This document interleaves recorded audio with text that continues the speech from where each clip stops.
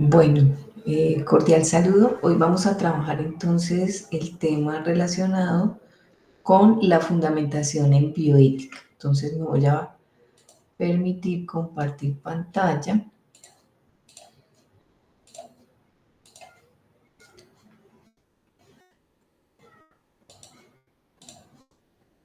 Listo. Entonces vamos a compartir pantalla.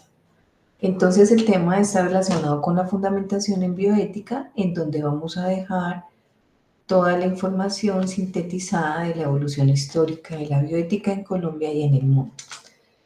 Primero vamos a partir de unas definiciones. Entonces, como tal, el término bioética se comienza a usar de manera frecuente en los años 70 por Van Potter.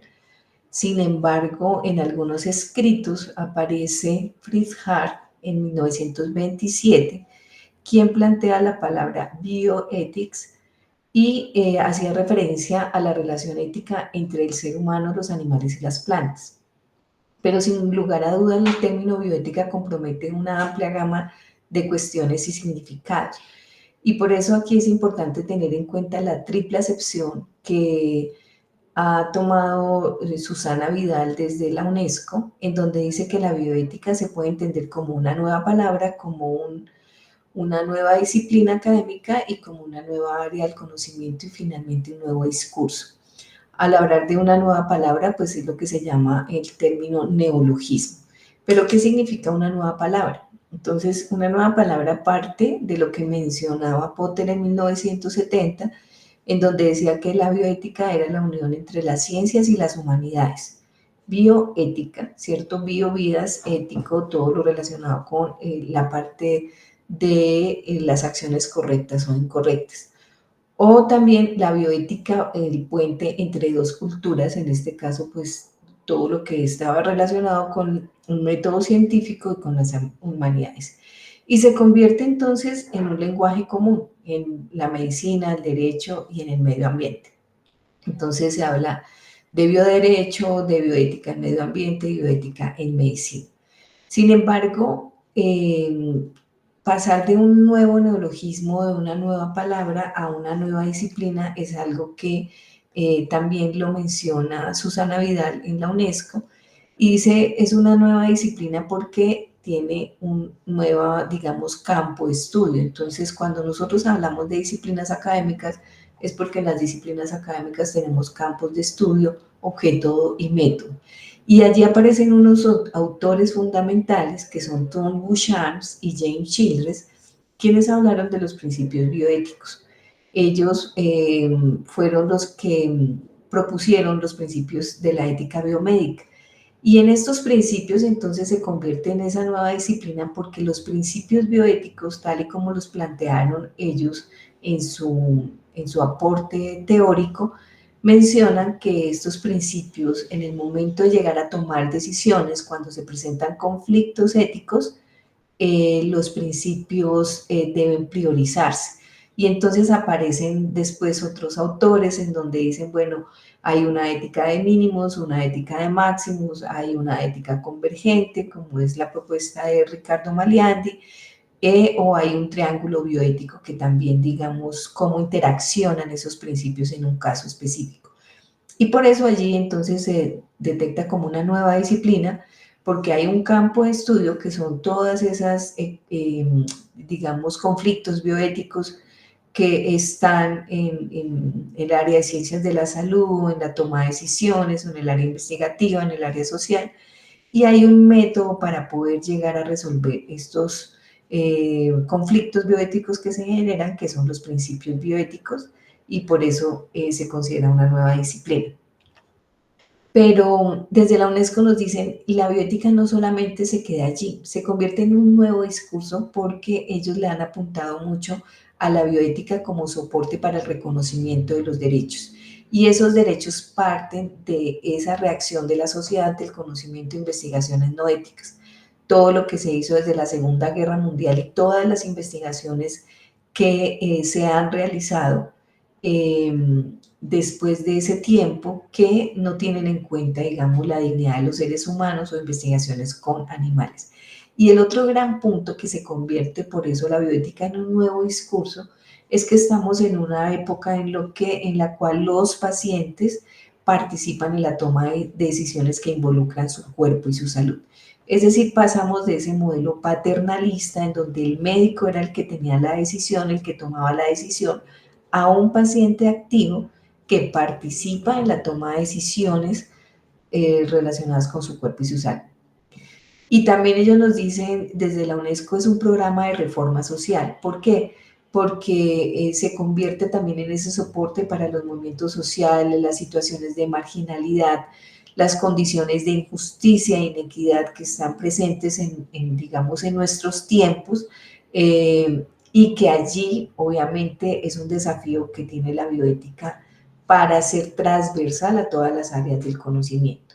Entonces, recordar que desde la UNESCO nos hablan de un neologismo, una nueva palabra cuando inicia, 1970, luego una nueva disciplina académica con el aporte de Buchan y Childress, los principios de la ética biomédica, y finalmente ese discurso que es ese reconocimiento de los derechos y de todas, digamos, las situaciones de justicia, igualdad, equidad y el respeto por la dignidad del otro. Ay, perdón.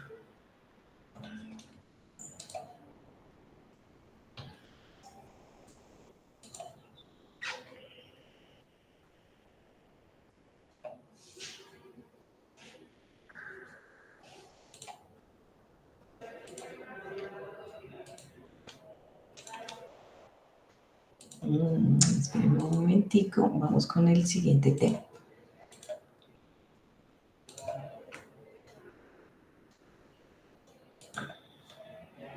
Listo.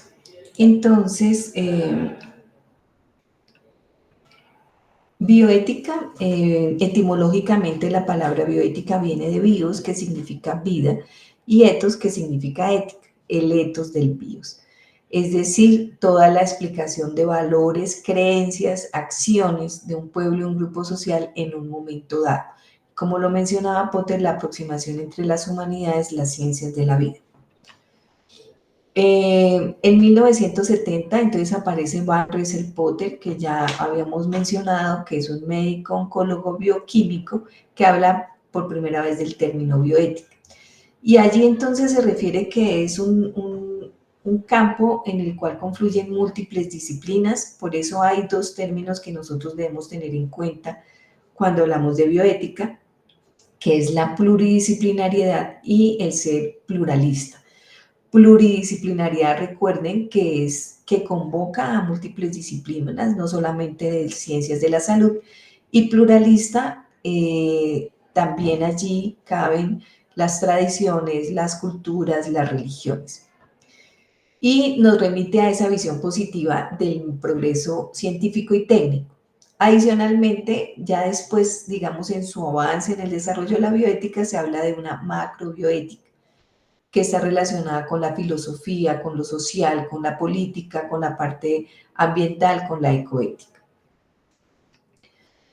Y aquí entonces traigo algunas de las definiciones de los autores más importantes. Potter en 1971 dice: la bioética es un puente hacia el futuro. Es vista como una nueva disciplina que forjaría una unión entre las ciencias y las humanidades. Con mayor precisión, un puente entre la ciencia biológica y la ética. Entonces, de allí, bioética. Entonces, recuerden que hasta allí estaban desligados la parte del método científico con la parte de la bioética. Hay otros autores, Leroy Walters en el 78, que dice: la bioética es una rama de la ética aplicada que estudia las prácticas y los desarrollos de los campos biomédicos. Entonces empieza como a inclinar más hacia la bioética en el desarrollo biomédico, en el campo biomédico.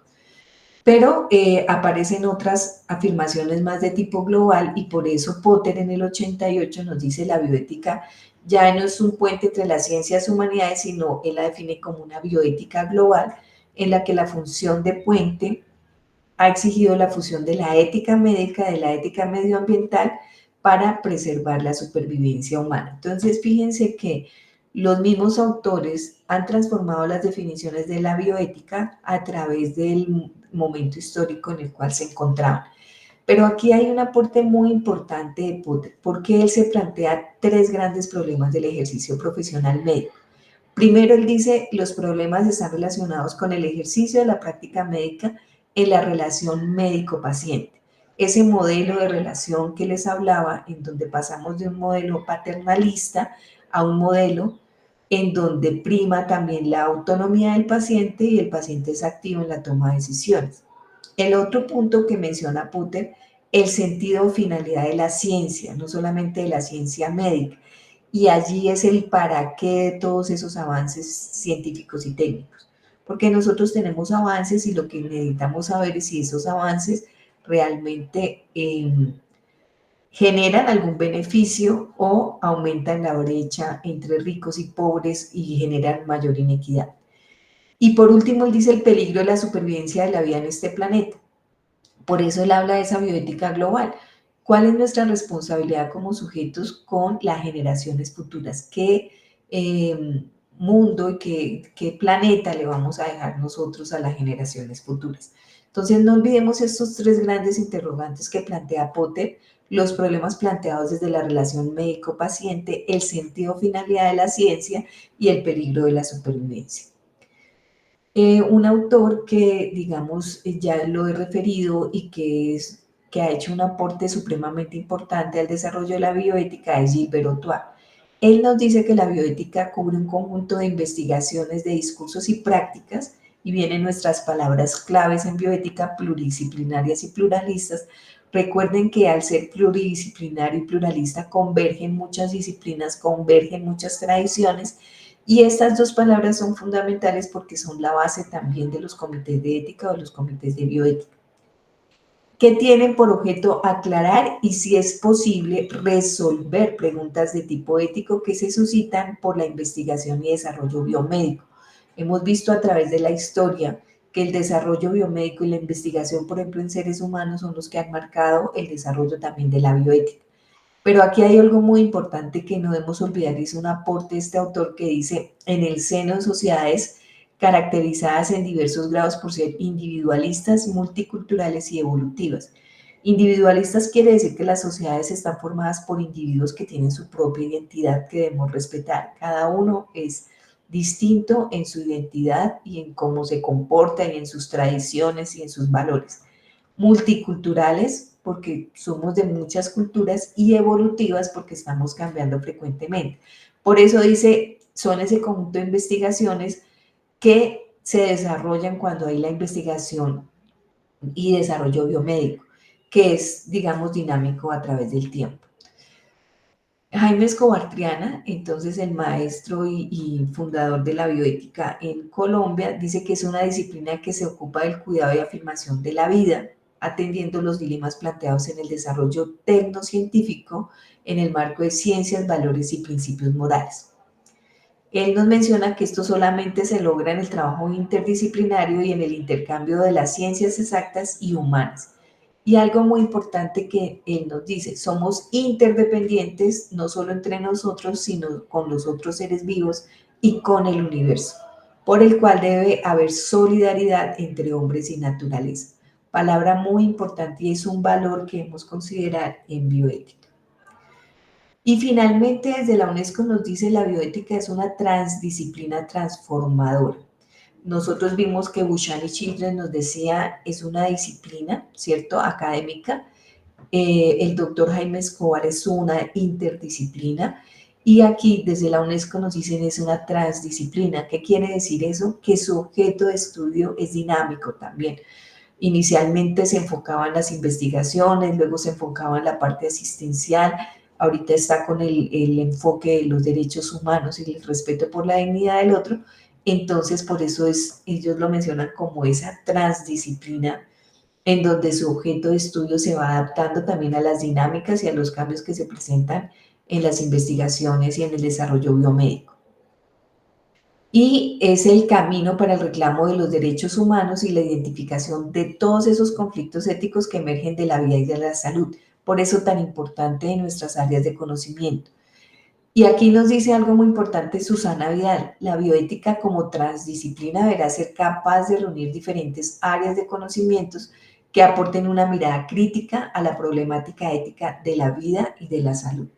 Y ellos nos dicen, la bioética tiene una dimensión social que trasciende mucho más allá del campo de la salud. Se relaciona con todos esos determinantes económicos, culturales, sociales, que hacen, digamos, que esa reflexión sea específica en cada uno de los contextos y que se relacionan con el bienestar integral y con los derechos humanos. Entonces, finalmente, desde la UNESCO nos dicen la bioética es un nuevo discurso que se define como un programa de transformación o de reforma social que trasciende no solamente a lo médico, sino que permea toda la sociedad y que están inmersos allí los derechos, pero también las obligaciones que nosotros tenemos desde lo individual y desde lo colectivo, y es ese discurso que permite la transformación de la sociedad. Por eso ellos dicen la bioética es el paradigma de transformación social. Existen algunos factores precursores de la bioética. Entonces aquí vamos a ver algunos. Empiezan, digamos, los campos de concentración en la Segunda Guerra Mundial, los experimentos realizados por Joseph Mengele, y allí entonces, digamos, es ese primer llamado de atención hacia las investigaciones no éticas que se hacían en seres humanos. Esas experimentaciones que se hicieron allí pues generaron que no se respetara la dignidad ni los derechos del otro. Para mirar allí entonces estos resultados o todo esto que pasaba en las investigaciones no éticas, vamos a mirar un documental que me voy a permitir compartir. Aquí pues son algunas de las imágenes que digamos que hay en los repositorios relacionados con la Segunda Guerra Mundial de las investigaciones que no eran éticas. Entonces voy a compartirles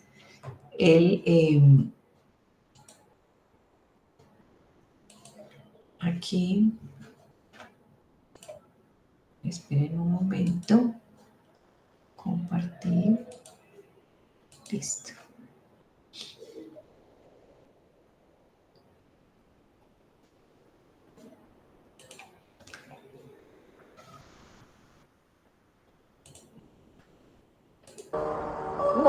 Con frecuencia mata a sus víctimas solo para diseccionar sus cadáveres.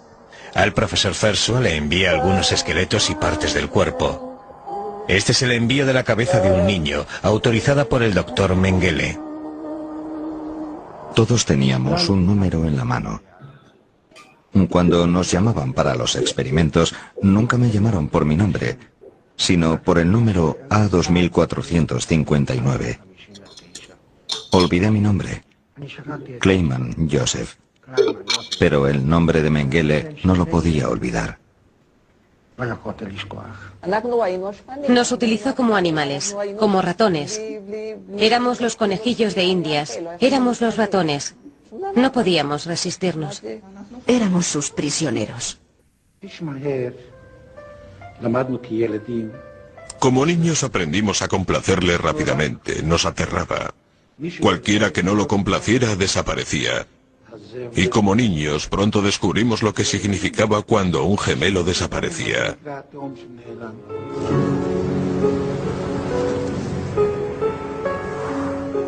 Como médico de campamento, Mengele demuestra su propio método para combatir una epidemia. Cuando aparece el tifus en los barracones de las mujeres a finales de 1943, acaba con la plaga enviando a 600 mujeres infectadas a las cámaras de gas. Es alabado por su éxito.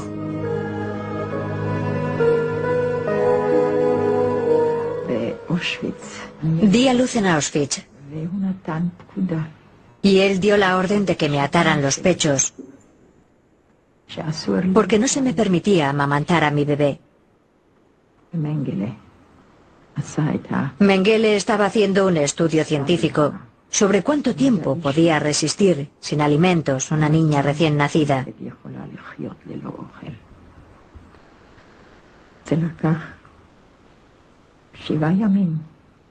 Tardó 7 días. Al 7º día viene y me dice: mañana esté preparada. Vendré a llevármelas a ambas. Me alegré porque sabía que iba a venir para llevarnos y matarnos a las dos.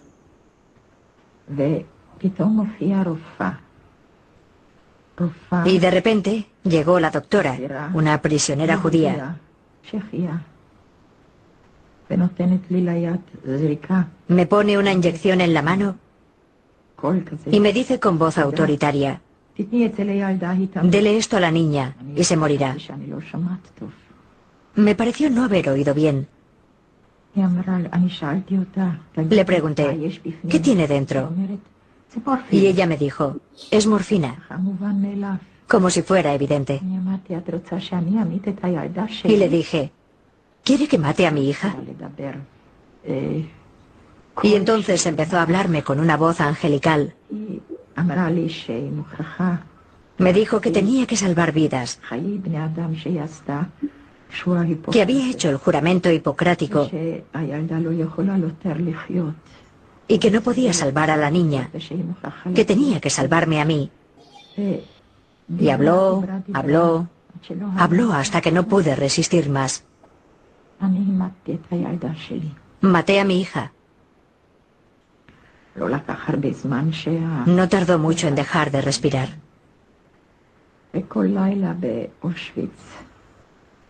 En Auschwitz, todas las noches recogían los cadáveres y los ponían ante los barracones.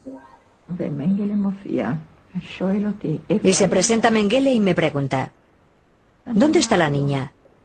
Le dije que había muerto durante la noche y salió corriendo a buscar el pequeño cadáver. Pero en el gran montón de cadáveres que se acumulaba cada noche, no pudo encontrar un cadáver tan pequeño.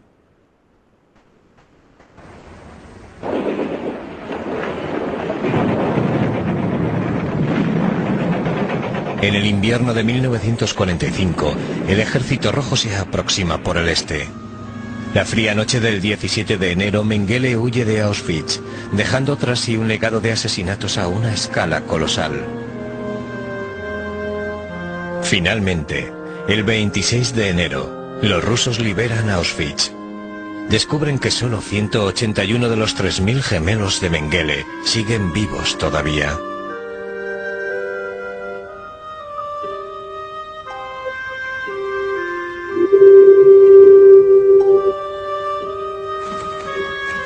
SS Hauptsturmführer, el doctor Josef Mengele, ha prestado sus servicios como médico del cuartel de Auschwitz desde el 30 de mayo de 1943. Durante su estancia de trabajo como médico del campo de concentración de Auschwitz, ha dado uso práctico y teórico a sus conocimientos, ayudando además a luchar contra grandes epidemias. Con prudencia, perseverancia y energía, y a menudo en condiciones muy difíciles, ha realizado todas las tareas a él encomendadas a plena satisfacción de sus superiores. Además de ello, como antropólogo, ha empleado con gran celo su poco tiempo libre para ampliar su educación, y utilizando el material científico a su disposición debido a su puesto oficial, con su trabajo ha aportado una valiosa contribución a la ciencia antropológica. Por lo tanto, su rendimiento puede considerarse excepcional, nunca ha sido sancionado, y como médico de la SS goza de gran popularidad y es respetado en todas partes.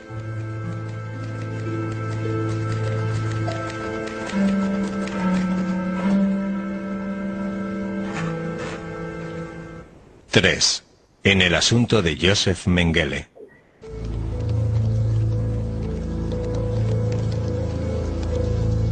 Cuatro décadas después del Holocausto, el ángel de la muerte sigue en libertad.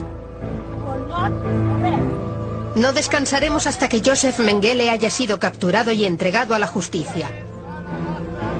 Para despertar la conciencia del mundo, los gemelos de Mengele regresan al lugar del crimen y exigen justicia.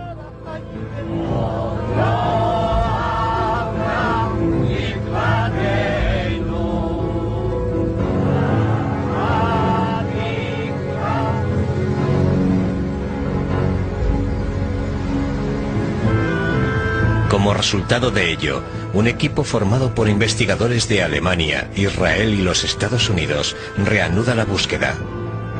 La cabeza del médico de la SS tiene ahora un precio de $3.400.000, incluida una recompensa de $1 millón de Israel y la participación de Alemania con 1 millón de marcos.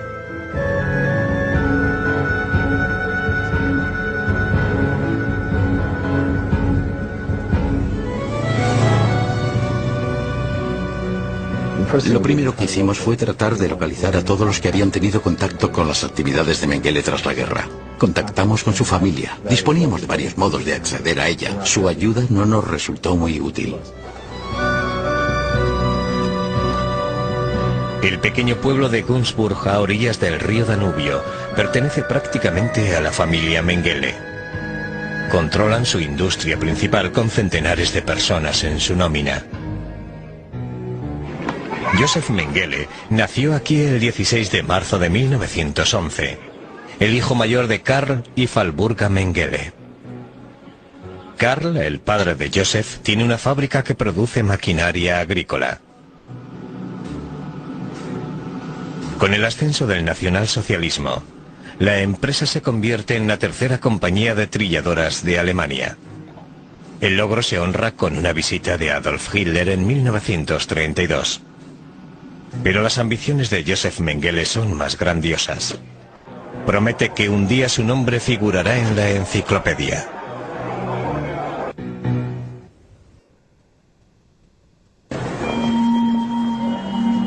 En Günzburg, los investigadores se encuentran con un muro de silencio. La investigación se centra ahora en Hans Edelmayer, un abogado que ha servido a la familia con devoción desde 1944. El punto de partida fue el registro que realizamos en la casa de Sedelmayer, y en él ya encontramos varias cartas tras una puerta empapelada simulando formar parte de una pared. Y así conseguimos hacernos con una gran cantidad de pruebas. Estos diarios, escritos por Mengele y descubiertos recientemente, revelan una vida de fugitivo. La Europa de 1945 es un continente de refugiados en movimiento. Mengele describe cómo se unió a un éxodo en masa de soldados alemanes que huían hacia el oeste. El profesor Norman Stone, un experto en la historia del Tercer Reich, ha examinado las memorias de Mengele.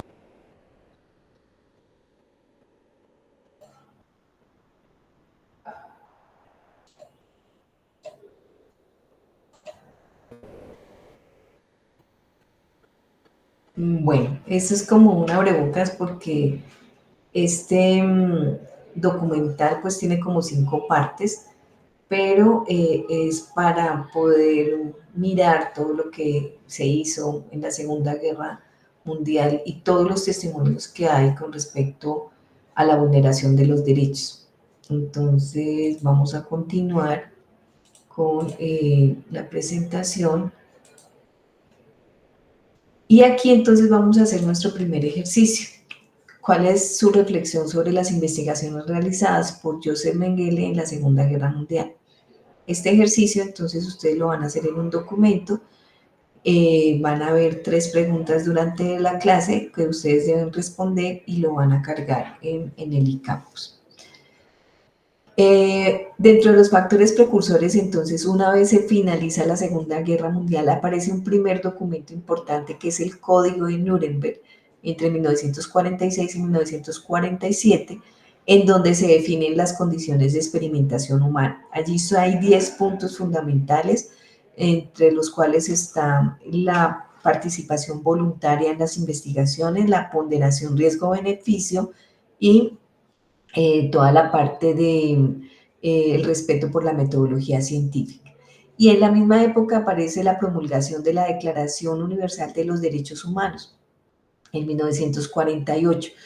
En conjunto, digamos que estos 2 documentos nos mencionan la parte del consentimiento voluntario del sujeto, el respeto por la metodología científica, la evaluación de riesgos-beneficios y la reversibilidad de daños eventuales en caso de investigación. Entonces aquí tenemos un primer documento que es fundamental en bioética, el Código de Nuremberg, un segundo documento que también es fundamental, que es la Declaración Universal de Derechos Humanos.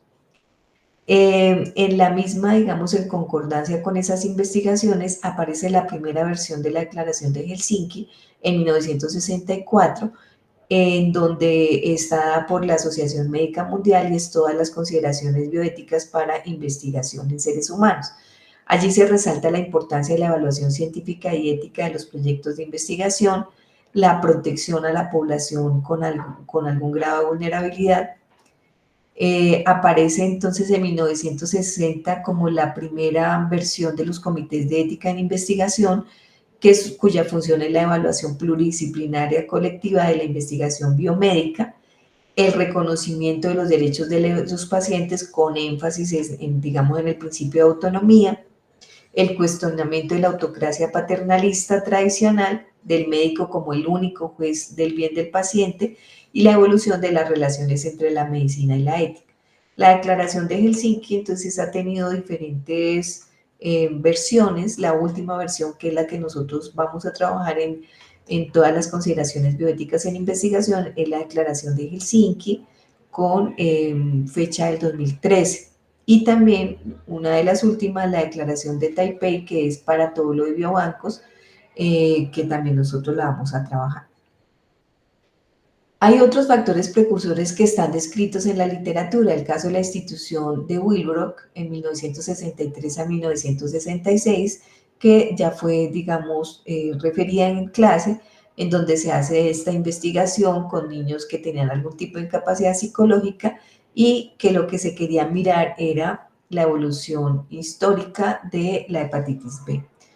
Está el caso de Henry Becker, ¿sí?, que es profesor de la Universidad de Harvard en 1966, y él hace una denuncia que menciona que, a pesar de que ya estaba el Código de Nuremberg, la Declaración de Derechos Humanos, la primera versión de la Declaración de Helsinki, para investigaciones con seres humanos, pues no se cumplen, y esto le costó, según la literatura, el premio Nobel. El primer trasplante de corazón en 1967, Christian Barnard, que, digamos, allí lo importante de este hecho o este factor precursor, bueno, es, digamos, el primer trasplante, que era algo que no estaba aprobado en todos los países, entonces él tiene que ir a su país natal para poder realizar. Pero lo más importante de esto es todos los criterios de muerte que empiezan a existir hasta el momento, ¿cierto? La muerte clínica, la muerte cerebral, la muerte neurológica, y cuál es el límite entre la una y la otra. Y entonces allí aparece otro punto importante, que es, bueno, está más adelante, que es lo de los testamentos vitales. El caso Tuskegee, que fue una investigación que se hizo durante 40 años, desde 1932 hasta 1972, con individuos de raza negra, en donde se quería mirar la evolución, la historia natural de la enfermedad de la sífilis, a pesar de que ya existían, digamos, tratamientos, a pesar de que existían también normas para investigación con seres humanos, se hizo durante 40 años. El caso de Karen Anquillan en 1975, que es el caso, digamos, de una mujer que combina alcohol y barbitúricos, cae en estado de coma profundo y un pronóstico irreversible de la vida consciente, y queda conectada a una unidad de cuidado intensivo. Allí entonces vuelven a aparecer esos límites entre la vida y la muerte, y específicamente aparece lo relacionado con los testamentos vitales o el derecho a morir con dignidad. Y digamos que en ese momento, en 1975, pues hasta ahora se empiezan a dar como esas primeras reflexiones y análisis en torno a este tema. Si nosotros miramos en la actualidad, pues lo que tenemos ya existen los testamentos vitales, ya hay normas, ya está también en algunos países, está reglamentado el derecho a morir con dignidad. Entonces, digamos que eso es algo ya muy cotidiano en la vida de nosotros, los profesionales de la salud. Hasta aquí entonces vamos a hacer el segundo ejercicio, que es seleccionar uno de esos factores precursores desde la bioética de los que hemos mencionado, y según cada uno de ustedes argumentar cuál es la importancia de este en el campo de conocimiento. En el surgimiento de la bioética también, digamos, hay una pregunta por la que se parte, dice, ¿por qué los filósofos tardaron tanto en darse cuenta de los problemas más contemporáneos o más cargados de interrogantes? Y pues no se dieron cuenta de la importancia de la investigación y desarrollo que afectaba al individuo, a la sociedad, a la humanidad, a la cultura y la naturaleza. Entonces, digamos, algo que nos menciona Gilbert Ochoa en su texto es que dice que el desarrollo de la biomedicina interviene en todo el ciclo, digamos, de vida, desde la concepción hasta la muerte, por eso hay conflictos bioéticos desde el nacimiento hasta la parte final de la vida, y todo esto ha sido transformado por algo que se menciona que es la medicina del deseo. La medicina del deseo y en bioética se llama la pendiente resbaladiza, es que siempre vamos a querer más y más de, digamos, intervenir, por ejemplo, en la parte del genoma humano, en la parte estética, en la parte de la investigación, y se convierte todos esos deseos individuales y colectivos como en la base. Entonces, cada vez el ser humano quiere apropiarse más desde la parte investigativa y poder controlar todo, pero es algo que pues nunca se va a poder controlar en su totalidad. Y la práctica entonces de la medicina sale en sociedades que son individualistas, multiculturales, plurales, es decir, heterogéneas. Nosotros no tenemos sociedades homogéneas, es decir, que todos pensemos igual, que todos nos comportemos igual, que todos tengamos los mismos gustos, las mismas tradiciones, sino somos sociedades heterogéneas, y eso es muy importante tenerlo en cuenta en bioética, sobre todo cuando vamos a hacer el análisis de casos en donde se generen conflictos éticos. Cada vez entonces hay más actores no médicos que se involucran en este tema médico, que influyen en el individuo y en la sociedad. Y en esta, digamos, en este momento de tiempo, pues Gilbert Ochoa escribió esto en el 2007 más o menos y tuvo su segunda parte en el 2020, pero en este momento, por ejemplo, la inteligencia artificial y todo lo que nosotros vemos intervienen en esa parte médica. Y empiezan todos, digamos, todos estos, la biotecnología aplicada al hombre y todos esos problemas de justicia sanitaria que se evidencian cada vez más en nuestra sociedad. En 1970, entonces si vemos la historia, se empiezan a crear centros de bioética en Estados Unidos, se establecen las primeras comisiones de ética en el plano nacional, aparece la primera enciclopedia bioética en 1978 y aparece un documento importantísimo que viene, digamos, en la secuencia de esto que tenemos nosotros desde el Código de Nuremberg, la Declaración de Bioética y Derechos Humanos, la Declaración de Helsinki, aparece el informe Belmont. El informe Belmont aparece para las investigaciones con seres humanos y allí da las bases del principialismo. Entonces, aparecen esos tres primeros principios bioéticos para investigación, que son el respeto por las personas, el principio de beneficencia y justicia. Y si nosotros lo vemos, por la misma época aparecen los principios de ética y biomédica de Buchan y Childress en 1979, en donde esos tres principios se transforman en cuatro principios: el principio de respeto a la autonomía, el principio de beneficencia, de no maleficencia y justicia, que vamos a ver más adelante.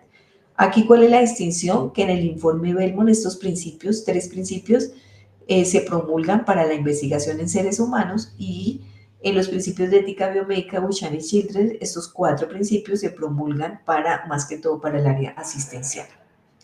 En los 80, entonces, empiezan a aparecer también en Europa, en Francia, el Comité Consultor Nacional de Ética para las Ciencias de la Vida, el Comité Director para la Bioética en Europa, el Consejo de Europa lo crea y realiza la Convención sobre Derechos Humanos y Bioética en 1997. La UNESCO en el 93 conforma el Comité Internacional de Bioética y en 1997 publica un documento importante que nosotros debemos tener en cuenta, que es la Declaración Universal sobre Genoma Humano y Derechos Humanos. Los años 90, según, digamos, los referentes teóricos, hacen referencia a la mundialización de la bioética, y ya entonces los problemas están asociados a la parte global, a los bienes económicos, a la parte financiera, y toda la preocupación por seres vivientes humanos y no humanos, que es lo que nos refiere Gilbert Ochoa en su texto. En Colombia, pues si vamos, digamos, en ese periodo de tiempo, tenemos un referente importante que es la resolución 0084/93, que es la que, digamos, da todos los lineamientos para la investigación en seres humanos. Allí importante que nos habla de la clasificación del riesgo, consentimiento informado, comités de ética en investigación, documento que vamos a trabajar en nuestra unidad de bioética en investigación. En el 2005, el Comité Internacional de Bioética publica un documento que trabajamos muy profundamente aquí en nuestro curso, Declaración Universal sobre Bioética y Derechos Humanos. Ese documento es como un complemento de la Declaración de Derechos Humanos de 1948, pero allí es importante porque nos menciona unos principios bioéticos que nosotros debemos contemplar, no solamente en el área asistencial, sino también en el área investigativa y social.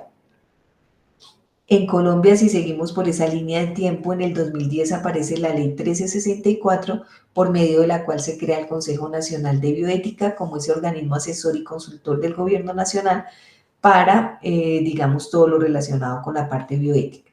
Sin embargo, solamente hasta el 2017, 7 años después, aparece el decreto reglamentario, en donde están todos esos procedimientos, y en el decreto 1954 el 25 de octubre del 2019, 9 años después, se designan los miembros del Consejo Nacional de Bioética, que en total son 15 miembros, que después, bueno, vamos a conocer quiénes son los que conforman el Consejo Nacional de Bioética. Paralelamente aparecen las CIOMS, que son las pautas éticas internacionales para investigación entonces con seres humanos, que también es muy importante tenerlas en cuenta, porque nos habla de la justificación y validez científica de las investigaciones, de los comités de evaluación ética, el consentimiento informado, los riesgos y los beneficios y la distribución equitativa entre cargas y beneficios. Y finalmente en 2018 en Colombia, entonces aparece la política de ética de la investigación, bioética e integridad científica de MinCiencias, que marca también el camino desde la ética de la investigación, la bioética y la integridad científica como puntos fundamentales cuando nosotros vamos a hacer investigación con seres humanos. Entonces aquí viene nuestro tercer punto, y es de los hechos que hemos mencionado y que han sido, digamos, significativos en Colombia. Seleccioné uno de Colombia, ¿cierto? En el punto 2 era de los del mundo, acá de Colombia, y cuál cree que es su importancia para el desarrollo de este campo del conocimiento. Entonces, hasta aquí tenemos nuestra clase para la actividad. Es necesario que ustedes la revisen y de manera individual vamos a entregar las 3 preguntas. Lo vamos a adjuntar en el eCampus, en la unidad 1, en donde está el espacio, y el plazo de entrega pues es el 29 de agosto, cuando finalice nuestra clase de bioética. Aquí está la bibliografía y muchas gracias. Entonces, con esto finalizamos nuestra clase y seguiremos entonces atentos a los requerimientos. Mil gracias.